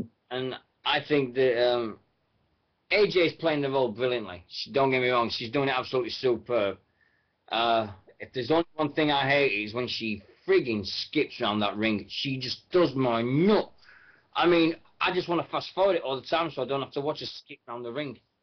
And it is something there that's irritating at the moment, but I can't put my finger on it. But I think what they're doing with it is they're making you think about it, and they're keeping it at the forefront of your minds with little things like the skipping and whatnot, and the looks at the camera when she's being carried away by Kane. And it's been worked very, very cleverly so far. And I think that's probably what they're going for before they maybe push for a main storyline with her and just have it focused on her stroke another wrestler, whoever she chooses for the outcome of the match. Yeah. I got a little thing. I think we did this in the night, and I think I just said my little bit, and we had a few in the chat when I said it. What do you think to these incidents on the Grow when you've got? We had an incident with Maria at Ring of Honor this week when she got groped, going out by a fan, and now we've had the fan that groped Layla at the pay-per-view. Yeah. Do you think? Do you think they're starting an increase in this? Do you think that they're going to get to a stage where we're not going to see talent or the wrestlers and their associates go down touching the thing? We're going to go back to the old NWA thing when we had them walking above the crowd. Unfortunately, I agree. Yes, I think these idiots are going to ruin it for the rest of us by trying to get 2 minutes of fame or the picture on a website. Yeah, because we saw, I think there was one, I don't know whether it was a Raw, and I said it before, I don't know whether it was Raw or Big Show was walking by, and he just done a heel turn, and he just looked at these kids, and I think their mum just screamed abuse at the Big Show, and I just thought, that's crossing a line that shouldn't be crossed. You're taking it too personal, and that he's playing a character there. He's playing his character. He doesn't mean to do that. Again, though, you can look at it two ways. It doesn't matter how that woman dresses. If she doesn't dress like a hooker, it doesn't give a monkeys what she dresses like. Agreed. No woman deserves the right to be groped. No person, no woman. She's doing a job. She's doing that. She's walking down to do her job like she does everybody else's her. But at the same time, there's nobody in this world deserves to be groped like she was groped at the Ring of Honor.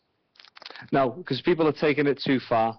And that kid in the picture was a one-off. That should have been left where it was. Now people are just going to try and cash in on that. It's stupid.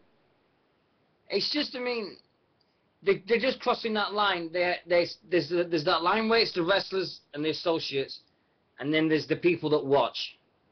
And people now are starting to cross that line now. It's becoming more and more and more. It is. I think it depends how you work with it as well, though. Like like when you mentioned before the Big Show and that lady, that's the fourth wall. What Big Show's doing is he's not breaking that fourth wall. He's keeping in character, even though that woman's giving him a lot of abuse. He's just looking at her as if to say, "I'm a heel. I don't care. Boo me," and just walks off. Whereas, other guys may get that, and then as soon as the camera goes off, go over and just give a high five or something. It takes away that character that they're trying to portray. I think maybe one thing that's happening, it seems to be happening more and more and more lately, and I think I know the crowd. I think the original ones that did it was the Dudley Boys with ECW. They really, yeah, they we know how far they went. I mean, they had people waiting outside for them saying, "Well, come on now, Big, let's take it on." Think ever now? Devon is Bubba Ray, Bully Ray is an absolute heat machine. He's an absolute genius. It was November to Remember. I think it was Heatwave 2000 or something. And that promo, if you've got it on YouTube, watch it, because that was one of the best ones. He just stands there and he says, "Let's take a look at the crowd we've got here. We've got a mother with her daughter that taught her how to suck dick. Yep. And he says, hey, fat boy, come on, fat boy, come on. I'll tell you what, we'll come to you." And they went so close, and they was going every single night. They was doing it. So I think Dudley Boys were the first to go that far. But I just think that now, when it starts with the females, I think WWE, TNA, Ring of Honor, even over here, I think it's going to be a case now where if it keeps on, then we are going to lose that thing where they just come down and slap hands. Because only for the women, mind. Yeah, but we're gonna get back to the stage where we're gonna have people walking above the crowd. We're gonna have that ramp. They're gonna take away and say, "Listen, we can't trust the crowds anymore. Let's take it away." And bang, they're gonna do that and walk to the ring above them. And that's because of a few stupid people trying to just be big and smart. Yeah, and it's wrong, and I don't want it to happen, but it's oh dear. It just happens all the time now, and it just seems that society is just like the lines and the walls that was there between the wrestlers and everything. They're starting to come down in big ways, and it's a shame really, because I would never interfere with a wrestler not like that.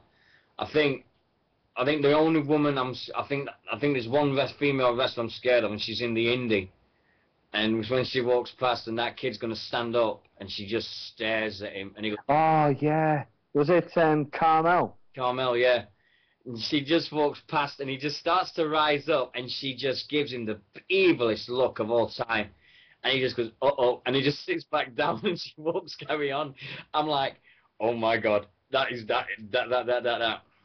Yeah, that was genius. I agree. But again, this is on the indie stage again. There's not big cameras and there's not chance of exposure, so guys won't do that. And because they get their asses whooped by the security, the wrestlers, or anything like that. So yeah, I think it's a very. I mean, Warrior One in the chat room says in the 70s, 80s, didn't the wrestlers get flanked by security? But yeah, that's when they used to come down the aisles. That's probably because when Roddy Piper got stabbed and things like that, that's when you had crazy fans, because the fourth wall was there, never broken, and these guys stuck to character in and out the ring. And now I think when you look at the speech that Ric Flair did for Piper in the Hall of Fame, and he was on about all the things he did, and he said, and he went to Costa Rica, and we're going to draw money. He goes, it's a sellout, we don't do it. And he went in with a flag, and he did all these things, and they were looking to get out the country alive and stuff, and it's like, wow, hold on a minute. This is like that.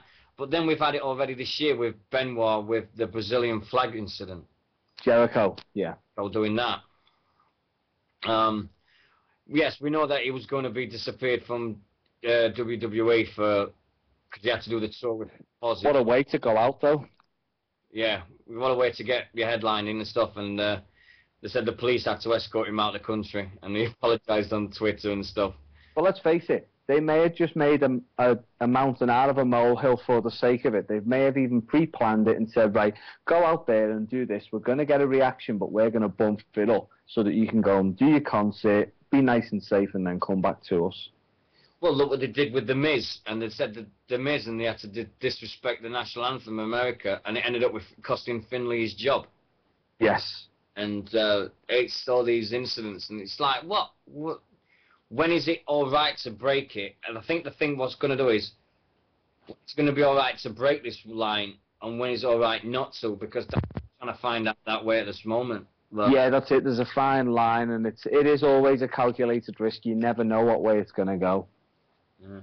I don't have Sky Sports. I don't want to watch Sky Sports. Dino's busy earning money, running a marathon show, doing an excellent job. For someone that's, I mean, this is the thing. I used to do charity stuff in the past, but it always involved me shaving my hair, shaving my head, or I used to do. I painted a block of flats in 48 hours and did it for an ITV telephone and did stuff like that.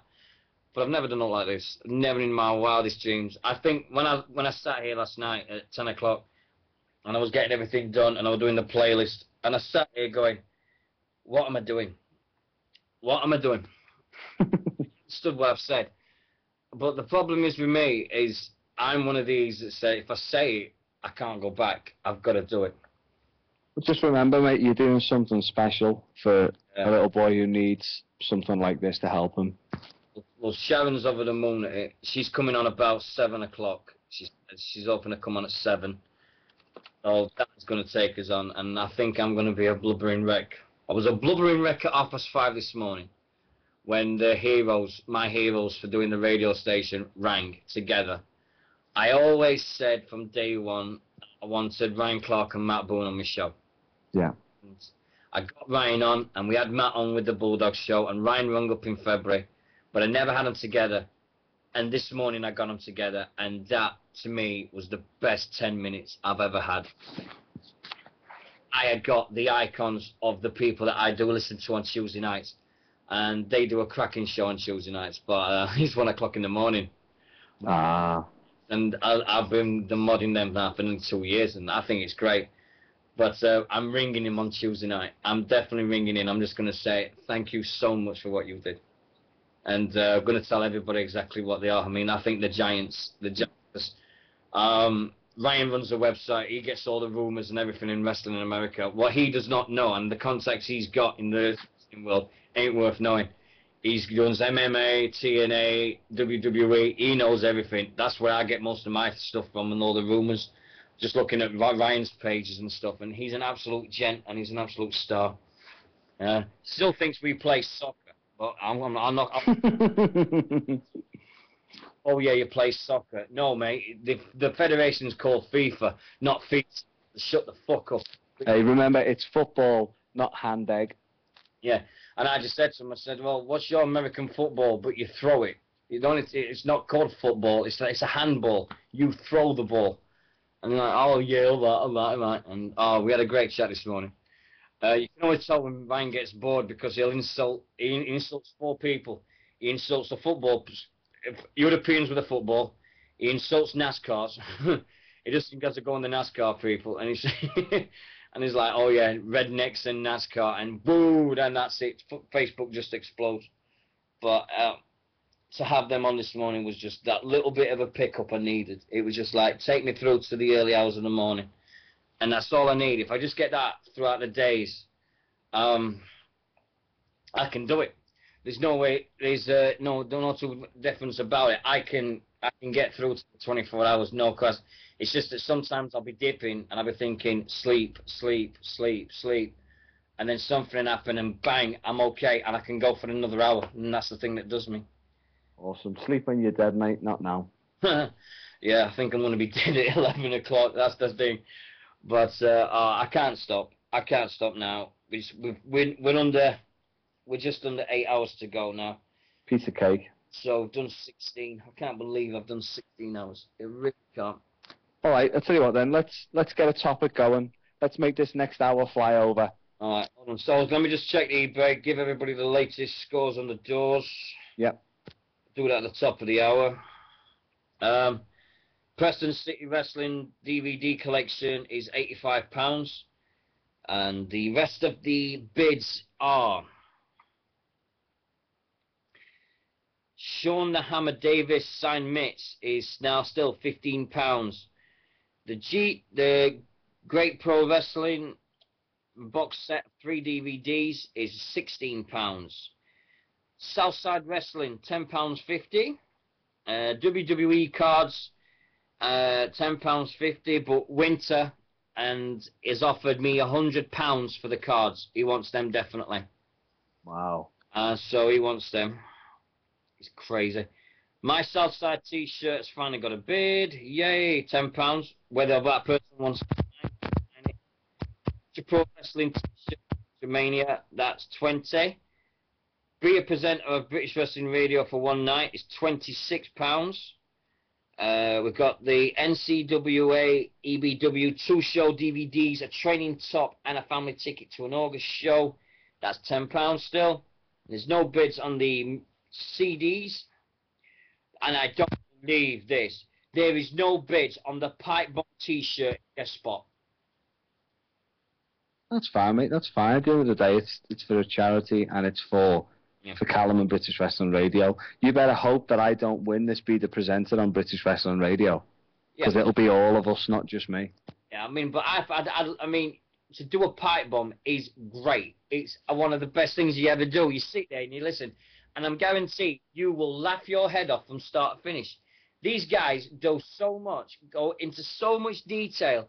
If you haven't not heard it, go on YouTube, listen to the Wellness Policy Show that these guys did. The Chris Benoit thing, the Scott Hall, the tag team ones, every single one they've done, they do it in so much detail and so absolute amazing way of doing it. To be part of it is an absolute pleasure. And you get a T-shirt as well. You get a Pipe Bomb T-shirt as well. It's amazing. Just bid on that. That'll be great. And that's superb. And I can't speak. I mean, if I had the money, I'll bid on it. I'll bid on the bloody thing. I mean, I can't let that go for nothing. I really can't. And inter-promotion tickets for 7 promotions is now £36.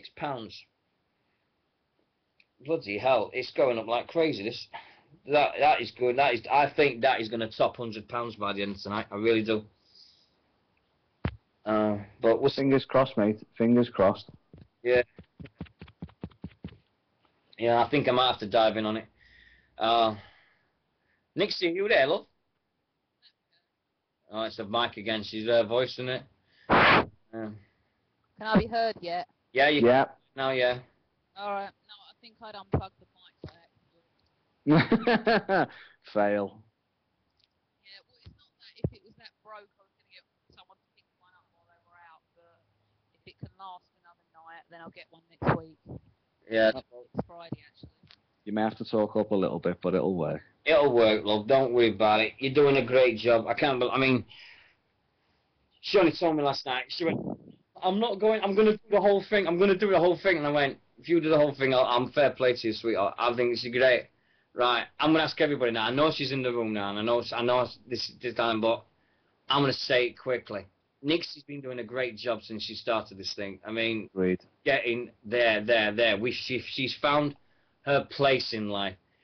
She put a message on Facebook. She says, why do I bother with Facebook? And I said underneath it, it's because you're part of a nation called BWR. And she is. She's an important part of this. She's as more, right. Everybody thinks there's a pyramid and it's like me at the top and then it's Nixie, Daniel, Sheamus, Asa and Glenn. Wrong. It's not one person at the top. It's 6 people in a row. It's all of us. There's not one person at the top. I'm just Glenn and Nixie and Daniel and Sheamus and Asa. We're all as important as each other. I can't function without the rest of these guys. This is what people don't understand. Is I can't function without Glenn. Glenn built me this website, which we're doing now, and I can't function without that. He's done a cracking job. I can't function without Nixie, because who can I talk to? I mean, I don't want to go back to just doing an hour and a half of just talking to myself. Daniel comes on producers. He does his job. He comes up with his ways on the Canada. He'll support Chris Benoit better than anyone.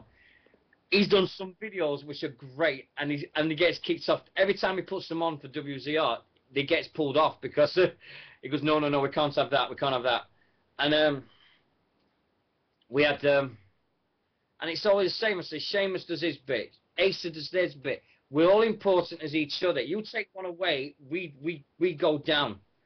It's not me at the front. I know everybody says, oh, it's Dino this and Dino that. Wrong. It's all of us.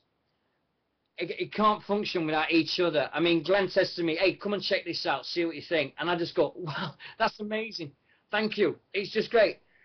It's just the fact that I'm trying now to give people the recognition they deserve. It's not just me saying, oh, yeah, well, I'm the face and I've done this and I've done this. Yeah, I'll come up with a name. Yeah, I started this thing.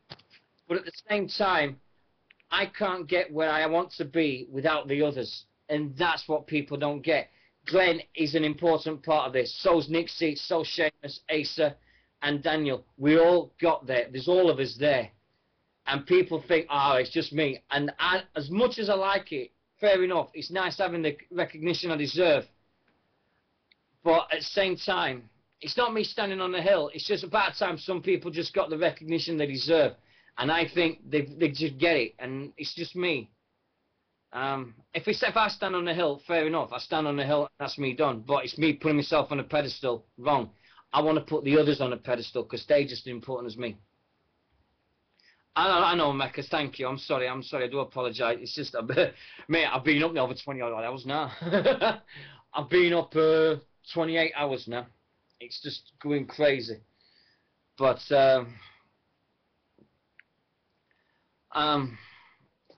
no, I get what you're saying, and again, this goes back to the point I made earlier. The British wrestling community, we're just one big family. We're there for each other.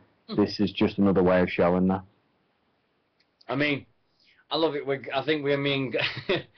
Oh, yeah, but I think Glenn's the best because I said to him, and he was totally honest. And I said, "So what wrestling do you like?" And he went, "Oh, I only go to Ulster shows to get pissed."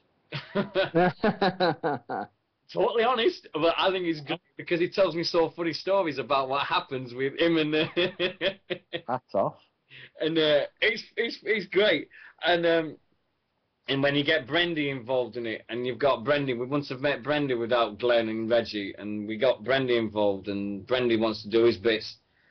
Where do you always find me and Reggie? At the bar at the Ulster, at the Pro Wrestling Ulsters. Reggie got me right. I've got to tell this story. This is great, and Glenn and Brendy are gonna love this. Last year, Reggie set me up. I found my second win now.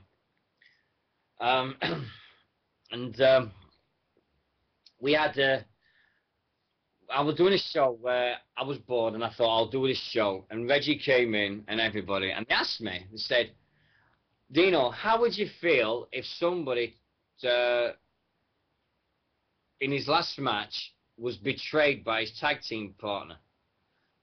And from what he said, I thought he was on about before he went out, that this guy's last ever match, this other tag team partner that went out didn't go out with him.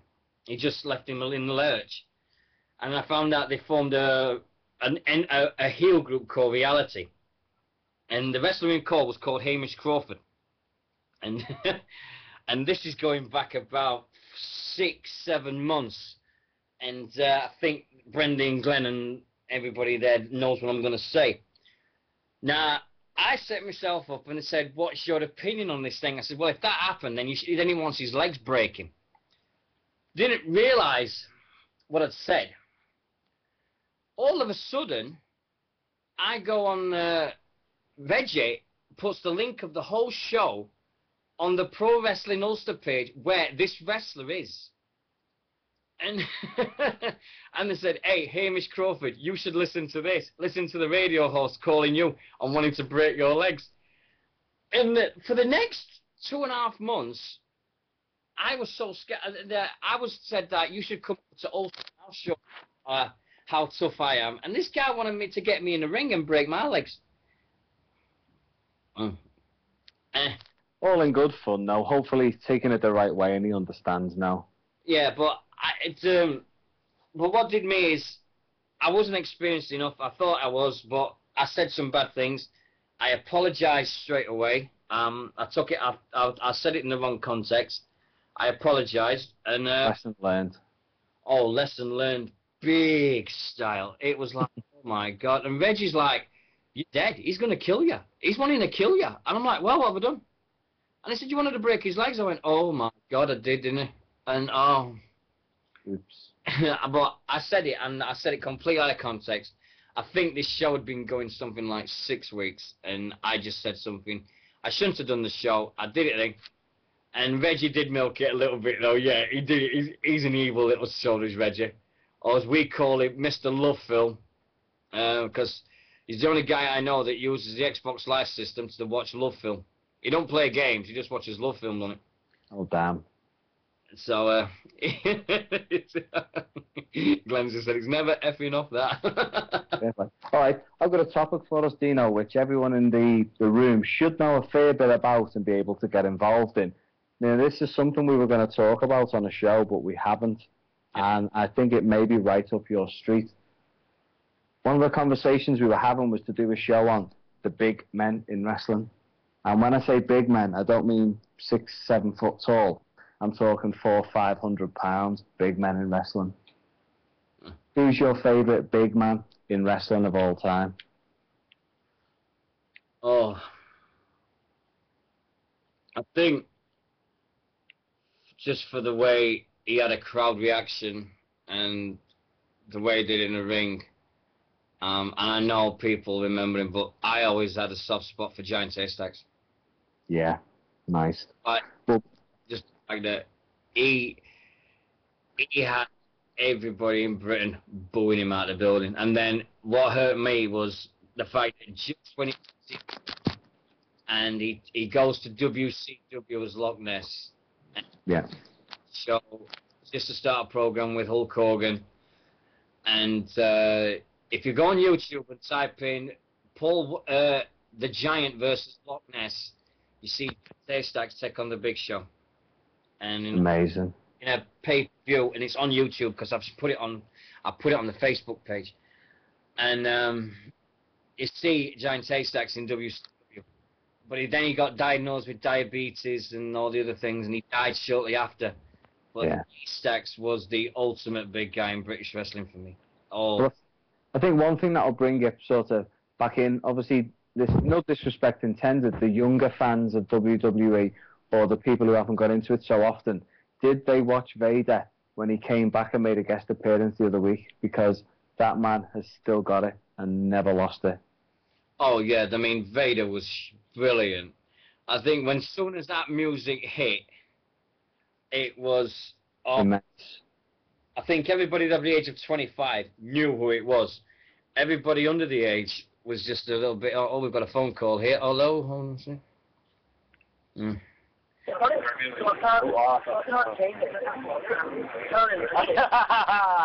Hello? Hello? Hello? Oh, hello. I don't know who that is. In the middle of the thing, I've got a sneaking feeling that might be somebody that I know very, very well. And Joe might know him very well as well. Ah. Well, here we go again. Let's try again. Yeah. Hello? Hello. Hello, is that Dean? It is. Hi, Dean. It's Sam, mate. You alright? Yeah. Hello? Yeah, are you okay, Sam? Sam? Hello? Can you hear us, Sam? Oh, dear. No, I think he's in... I don't know what's happening with it. But, turn your TV down, Sam. He's in the middle of a shopping centre, by the sounds of it. Oh, I think... Oh, yeah. Well, we'll go back to 3. Well, but, I think when it comes to... To be honest, Show, I mean, I've got Texas message all day, and I'll just go and see if I can get hold of Sam. But, let's do it, but we'll carry on talking until he comes back. Yeah, go on, mate. Sorry. Okay. No, it's all right. Now, my favourite big man of all time was a Big Boss Man. I thought he was absolutely brilliant. An amazing big guy. It was nice to see that so many people did put the likes of Vader and whatnot before. We're missing out a main one in Bam Bam Bigelow. Someone mentioned Rikishi before. These are all huge guys who were amazing on their feet for 400+ pound guys. Yeah, he could move very, very big. I mean, he had an awesome theme song. He did. It was class. It's for his size, he could really, really move. He was one of the fast guys for his size. I think I preferred him though when he had the blue outfit on. Oh, here we go again. Now let's have a look now. Dee dee dee dee dee. Hello. Hello, Dad. This is Dean. Yeah. Hi, Dean. It's Sam, mate, for the radio station. You all right? Yes, mate. I'm great. How are you? Yeah, not too bad, thanks. Not too bad. I've just given you a bell, seeing what time you wanted to do this thing. Whenever you wish, mate. We're just doing a little chat at the moment, but whenever you wish. Okay, cool. What I'll do is, let me give you a call back. I'll either do it quite soon if we can, the next 10 minutes, or more in about an hour. We've just finished at the RWAC. The training. There's me, Sean Aston, who's your general manager. We were going to have a chat if that's okay. We might not be able to get somewhere to sit down and talk, so if we can't, I'll give you a call back in an hour when I'm on my own. Yeah, do it in an hour, mate. Don't rush about it. Yeah, just give us a call back in an hour. That'll be fine. All right, mate, cool. I think Sean Aston, the GM, might ring in as well. Is that okay if he does that? Yeah, that's cool. That's great. Thank you. Yeah. Brilliant. All right, mate. Well, I'll speak to you about an hour then. Okay, mate. Take care. Bye-bye. Cheers, mate. Bye-bye. Right, Sean, I'm going to get to the picture later. I said I'm going to give him a call about an hour or whatever when I'm back. I've got a feeling, is that babyface Pitbull, Sam? Babyface. I think it is. We've done an interview with him last week, which you're going to put on next week. He's an absolutely fantastic bloke.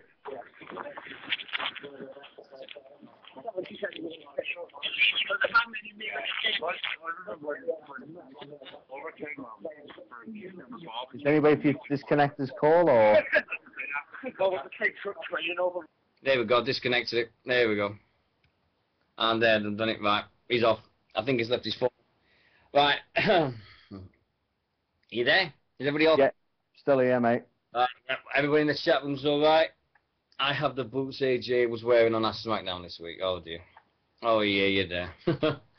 Right. I think the big. I mean, everybody has their favourite big guys and stuff. And when you look at the latest bunch, I mean, I think slowly Brodus Clay's growing on me. I don't know why.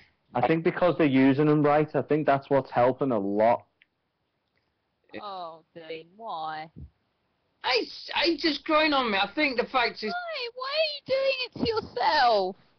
I think I disagree, Nixie. I agree with Dino. I think now that they're using him right, he's not just a gimmick. He's not just a time waster. He's not just right. Let's fill 20 minutes by having Brodus come out, dance with some kids. He's having a bit of impact on it. I loved it when he first came out with Del Rio, and he had that enforcer type feel to him. I thought it worked amazingly. It was like when he had gone and he said Brodus Clay's coming back. Not one person in this world thought he was going to come back as a face. Nope. One person thought he was going to come back as he did. Because as soon as that music hit, I thought, whoa, has Ernest the Cat Miller made a comeback? Yeah. And the next minute it came out and you're like, the Funkasaurus. The gimmick shouldn't have worked in a million years. It shouldn't have got there. I mean, everything about it was so wrong. But now it's got a decent storyline with Big Show, and it's got two big guys going at it. I think it's just to see if he can do it. If he can stand up and be counted. He's either going to sink or swim with this. This is the big test. Yeah. Do this. He's on to better things. If he can't, he's going to be future endeavoured. That's the way it's going to be. I think one thing that works for him now, when he first came in, he was an enforcer. He was an hard ass. He came in, he just destroyed people. And it's been such a long time since somebody came in and done that on a consistent basis. As an enforcer, arguably not since the days of Diesel with Shawn Michaels. I could be wrong. I remember there